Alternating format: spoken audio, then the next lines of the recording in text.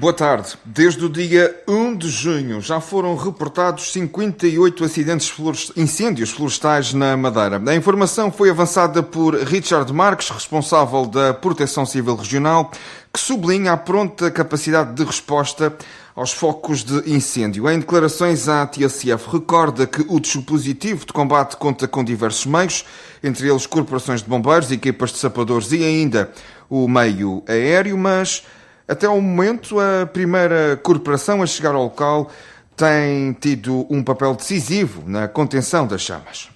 Na maior parte das situações que têm ocorrido desde o dia 1 de junho, e portanto estamos a falar de 58 ocorrências de incêndio rural desde o dia 1 de junho até o momento, a maior parte das situações são resolvidas logo com o primeiro meio. O que quer dizer que todos os meios que foram mobilizados são desmobilizados ainda em trânsito, nem chegam ao local.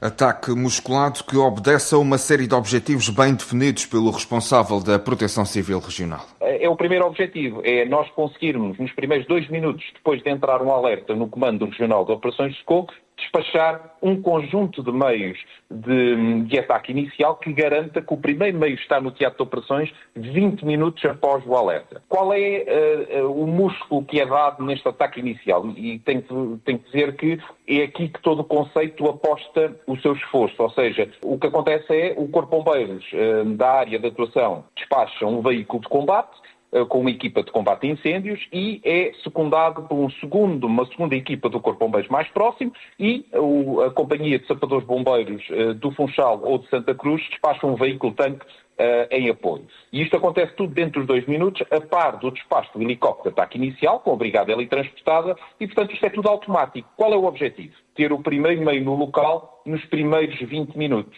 E isto, de facto, garante-nos o conceito de conseguir debelar os incêndios nos primeiros 90 minutos. Portanto, o conceito é, e os indicadores do desempenho do dispositivo são, eu despachar todos os meios nos primeiros 2 minutos, para ter o primeiro meio em 20 minutos no local e depois, naturalmente, ter o incêndio debelado, que é isso que pretendemos. Queremos que 100% dos incêndios sejam debelados no ataque inicial, ou seja, nos primeiros 90 minutos. E o desempenho até ao momento tem sido notável.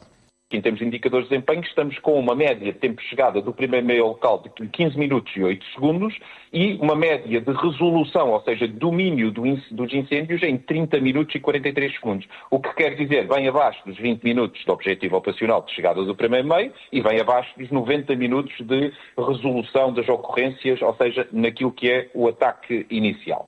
A maioria dos 58 incêndios florestais reportados desde o dia 1 de junho prendem-se com queimadas não autorizadas. Temos constatado que, efetivamente, grande parte das situações são decorrentes do uso do fogo sem enquadramento, sem um quadro seguro, ou seja, queimas de sobrantes, sobretudo, não autorizadas, não enquadradas, não devidamente, digamos, acompanhadas por quem no terreno tem a responsabilidade de conferir esse quadro de segurança, o que quer dizer que rapidamente uma situação destas, como já aconteceu, passa um incêndio rural. E, muitas vezes, próximo até de zonas florestais, com um potencial de se desenvolver no incêndio florestal. É preciso perceber que todas as situações começam numa situação pequena e aquilo que possa parecer inofensivo do ponto de vista daquilo que é a criação de uma situação de emergência, de repente, e sem aquele domínio que temos sobre as componentes, os fenómenos que influenciam a propagação dos incêndios, nomeadamente o vento, nomeadamente as temperaturas elevadas, a baixa umidade relativa que depois também cria stress hídrico nos próprios combustíveis, ou seja, deixa a vegetação mais disponível para poder se inflamar, arder. Portanto, são tudo fatores que nós não dominamos e que rapidamente uma situação que parece que está controlada por quem opta por fazer este tipo de queima de sobrantes, rapidamente passa a não estar. E, portanto, aquilo que se apela é que se respeite aquilo que é o quadro legal em vigor, aquilo que são as restrições no uso do fogo, sobretudo aquelas que estão associadas à realização de queimas ou queimadas. Richard Marques, em declarações à TSF Madeira, no dia em que uma queimada não autorizada, esta manhã, no Jardim da Serra, mobilizou 3 corporações. O Juntos pelo Povo organizou hoje uma conferência sobre autonomia e revisão constitucional para as regiões autónomas que, no entender do partido, são vistas como um fardo pelo país e pelos governantes. Guida Vieira foi uma das oradoras e garantiu que Lisboa não vai dar nada à Madeira. Promessas estamos fartos. Promessas que vai-se resolver a lei das finanças regionais, que vai-se resolver isto, que vai-se resolver o férreo, promessas estamos fartos. E os partidos que estiveram no poder central marimbaram-se para satisfazer estas reivindicações. Essa é que é a verdade. E esta é que é a questão que está colocada. E, portanto, a luta pela autonomia continua. E da República não vai ninguém com pensamento autonómico. Fiquem a saber disso. Se não formos nós, madeirenses, a pegarmos nas nossas mãos as reivindicações autonómicas e impormos, entre aspas, mas não largar, sermos resilientes, persistentes, de lá ninguém nos vai dar nada.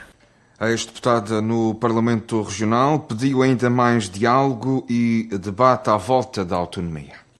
Acho que a autonomia tem um defeito de raiz terrível, que quem discorda é maltratado. Quem discorda é maltratado. Quem faz oposição não presta. Mesmo que apresente propostas válidas, fundamentadas, continua a ser na praça pública enxovalhado, não só, na praça institucional também, enxovalhado e maltratado. Está mal.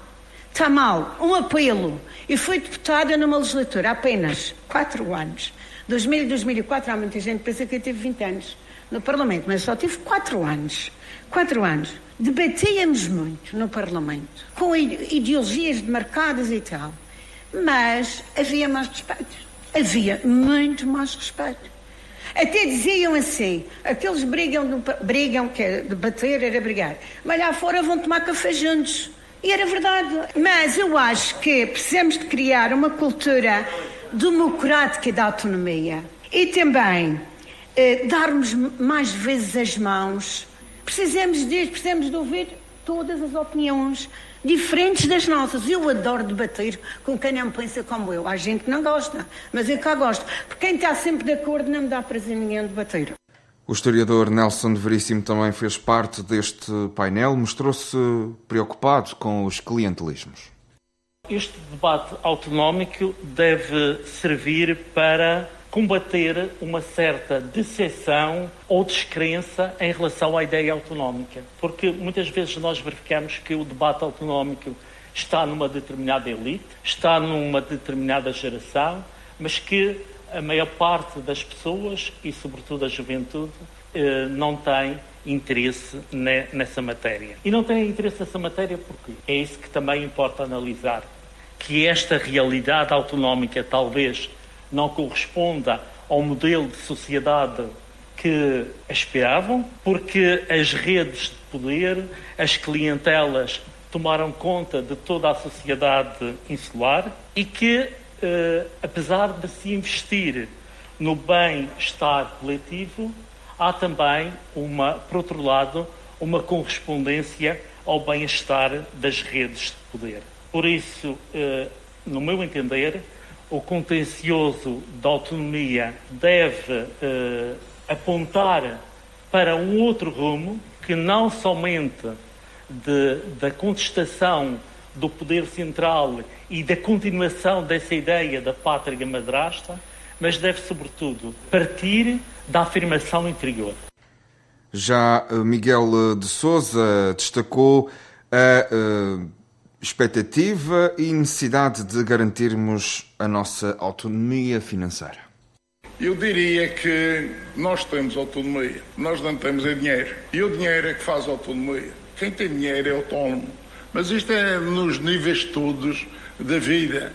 Não é nas empresas, nas famílias, nos indivíduos, nos governos, nos estados, nas regiões, em todo lado. Quem tem dinheiro tem autonomia para fazer o que quer. Quem não tem dinheiro tem muito pouca forma de resolver as suas dependências em relação a outros. Por isso, tratamos de procurar encontrar esses fundos financeiros que nos deem autonomia. Até lá podem fazer as revisões constitucionais que quiserem, podem inventar os artigos que entenderem, podemos todos ficar felizes com os discursos dos continentais, do poder de Lisboa, em relação às nossas capacidades e às nossas realizações, mas isso pouco vale, pouco traz ou pouco dá.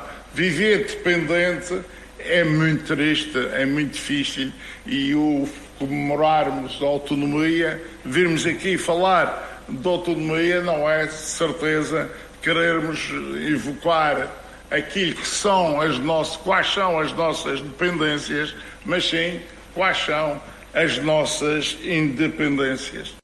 A Conferência sobre Autonomia e Revisão Constitucional, organizada pelos Juntos pelo Povo.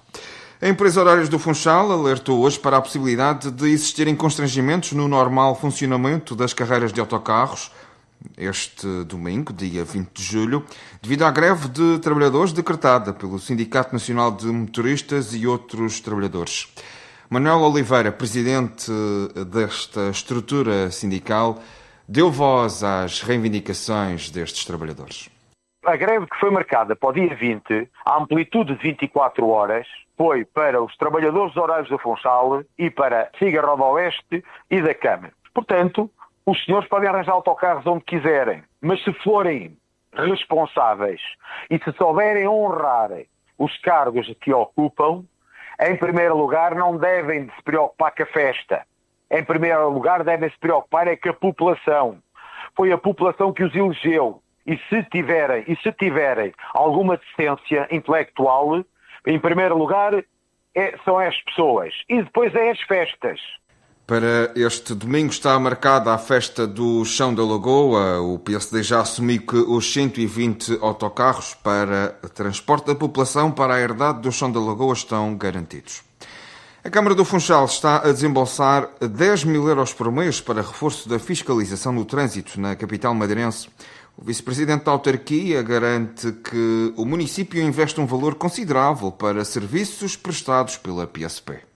Esta variação tem vindo a suportar os custos dos chamados serviços remunerados à Polícia de Segurança Pública. Mensalmente, a Câmara despende um valor considerável, que é variável, não é sempre igual, mas anda próximo dos 10 mil euros por mês, de forma que a Polícia de Segurança Pública possa disponibilizar, em relação àquilo que são os agentes que têm nos seus quadros, um número adicional de agentes que fazem a fiscalização, sendo que a Câmara paga esse serviço, porque são serviços chamados remunerados. E que isso, ano passado, no âmbito desse serviço que a Câmara paga, deu origem a cerca de 13 mil processos de contraordenação, de multas, digamos assim. Acima de tudo, estamos a falar de estacionamento irregular para todas as populações, turistas, residentes, acima de tudo com estacionamento em lugares indevidos, em passadeiras, em lugares de moradores, em lugares não autorizados. E, portanto, a nossa parte, temos vindo a arranjar todas as soluções num valor que nunca foi tão alto. Sempre houve serviços remunerados da Câmara PSP, mas desse valor nunca foi tão alto. Eu relembro que é um valor realmente considerável que a Câmara paga por ano, de forma a que essa fiscalização possa acontecer. Bruno Pereira respondia assim às críticas do vereador da coligação Confiança, Miguel Silva Gouveia, que acusava o executivo camarário de nada fazer para travar os efeitos do turismo massificado na cidade. Continuamos a nossa viagem pelas 54 freguesias da Madeira, rumo às eleições autárquicas de 12 de outubro. Hoje a paragem é na Fajã da Ovelha, local por onde andou o jornalista Vítor Hugo e onde chegou à fala com Dília Gonçalves. A requalificação dos caminhos está no topo das prioridades. Eu acho que é o pensamento de quase todos, os acessos, os caminhos, não vamos falar em estradas, a manutenção, especialmente aqui a lombada dos marinheiros, cresceu. Aumentou a procura e eu, como estou no ramo imobiliário, sinto muito isso e como conduzo muito, vejo-me às vezes atrapalhada em certos caminhos devido à falta de limpeza e a falta de a procura para aumentar resolver a situação do espaço. Podemos funcionar dessa forma, podemos dar mais um pouco de atenção a esses caminhos que hoje em dia estão a ser procurados pelo comprador, para renovar casas novas, velhas, antigas, e quando nós... Valorizam. Sim. E chegamos lá, o maior problema, o maior entrave é ao acesso. O acesso. E, portanto, esses caminhos que, por vezes, atenção... Nem sequer é pela distância desde o... Não é a distância, porque hoje em dia, do Funchal aqui são 30 minutos. Eu fui à África do Sul 25 anos e vim, e achei que a Madeira progrediu bastante. Mas foram esquecidos os caminhos. Os caminhos não são arranjados e o imobiliário cresce a olhos vistos, a procura é muita, quer por novas casas, quer para reconstruir o que não está habitado. Muita procura, sim. Aliás, a Calheta é a zona que os meus clientes procuram sempre, a zona da Calheta. E a Fajão da Ovelha e Ponta do Porgo. Tens uma casinha velha, tens uma casinha para recuperar e muitas casinhas... Mas madeirenses ou estrangeiros? Estrangeiros, sim. Estrangeiros e algum madeirense que... Mas já não se procura aqueles grandes prédios, casas? Também há cliente para isso, mas já é um budget bastante mais elevado e, claro, a procura é maior, é muito maior para as tais casinhas de 100, 150 mil que hoje em dia não estão habitáveis. Aquela ideia... Tens um palheirinho de 5 mil euros para vender isso? Isso já foi. Isso agora, se eu tivesse desses, eu vendia um por hora. Agora não. Mercado imobiliário que tem colhido o interesse de muitos estrangeiros. Da Roménia, da Lituânia, da Létvia, tenho de Israel, tenho de França, Polónia, Estados Unidos, Canadá. A ideia que o vendedor tem é que há uma grande procura, a gente pode pôr o preço que quer. Não. O cliente comprador também é inteligente. Também tem dinheiro para gastar mediante o valor de mercado. Portanto, a ideia de que, sim, aumentou o valor das casas e palheiros e terrenos na Madeira, duplicou, mas eles também não vão pagar... Isso coloca-se aqui alguns constrangimentos à juventude aqui da Fajão da Ovelha? Muitos. Aliás, todas as pessoas... É um problema para as pessoas de cá, porque já não conseguem aquele valor que antigamente se conseguia para uma casa, agora já não se consegue, atendendo ao que nós ganhamos. A reportagem sobre a Fajão da Ovelha para ler na edição impressa do Diário de hoje, uma reportagem assinada pelo jornalista Vítor Hugo. Arrancou ontem mais uma edição do Summer Opening, com casa cheia. Em declarações ao Diário e à TSF, Gonçalo Camacho, da organização do evento, mostrava-se agradado com a adesão ao primeiro dia. Já é uma edição histórica pelo facto de ter um dia esgotado com mais de 2 meses de antecedência, que é algo inédito no festival. Um primeiro dia que pela primeira vez vai acontecer à quinta-feira. Normalmente o festival iniciava-se na sexta. Este ano o formato é 3 dias de seguida, quinta, sexta e sábado. E a quinta-feira, por nunca ter sido feita, criou-nos aqui algumas interrogações, mas é um dia que já está ganho, porque vamos ter uma enchente enorme com um artista internacional que é o Morados, que vem de Barcelona. E para o último dia, a Revenge of the 90s, também já estamos com uma lotação superior à do ano passado, portanto... agora que as portas estão abertas, agora é toda a gente se divertir. E até sábado haverá muito para ver e ouvir. Podem esperar, para já temos muitas estreias, temos os talentos regionais mais uma vez a darem mostra da qualidade que têm, como o Snapa, a Bia Cabós, e depois temos nomes enormes como o Pedro Sampaio, como o Morado, como eu já frisei, e portanto temos muita variedade. E depois no último dia a nostalgia, é reviver os anos 90, e um projeto incrível que é os Para Sempre Marco, que vão revisitar as músicas do Marco Palmas num universo mais urbano, mais funk, mais soul. Portanto, vai haver muita música. TSF conta com emissão especial em direto a partir das 6 da tarde. O futuro do Marítimo está hoje em discussão, será às 6 da tarde no pavilhão dos Verde-Rubros, em Santo António, que uma Assembleia Geral vai discutir a venda parcial da SAD a um grupo de investimento privado, no fundo, a venda de 40% do capital social da Sociedade Anónima Desportiva dos Maritimistas. Carlos André Gomes, presidente do clube, diz que o investidor é importante para assegurar o futuro da instituição. O investidor é importante para, lá está, trazer competitividade à própria estrutura do futebol, tornar a empresa futebol Marítimo SAD competitiva comparativamente com as outras empresas. O Marítimo é provavelmente a única empresa que está a disputar a segunda liga sem ter um investidor. Portanto, nós temos que estruturar o Marítimo para o futuro. E estruturar o Marítimo para o futuro é querer acompanhar o futebol do futuro. E o futebol do futuro é feito por empresas, não é por clubes. O Marítimo, que está de regresso à Madeira, depois de concluído o estágio em Rio Maior, José Mendes, treinador adjunto, fez um balanço positivo. Um balanço extremamente positivo, por tudo aquilo que foi acontecendo durante a semana. Este estágio serviu essencialmente para nos conhecermos melhor, para fortalecer os laços de amizade entre o grupo de trabalho e também para, entre nós, equipa técnica e restante staff, também nos conhecermos melhor entre todos nós e também com o nosso grupo de trabalho. Em relação à equipa, foi um trabalho em crescendo, juntando aquilo que já vinha atrás dos dias de trabalho na Madeira e considero que foi um estágio extremamente produtivo e de muito bom nível. O Marítimo, que se estreia na segunda liga frente ao Lusitânia de Lourosa nos Barreiros no fim de semana de 9 e 10 de agosto. Foram as notícias com Ruben Santos. TSF Madeira, Rádio de Informação.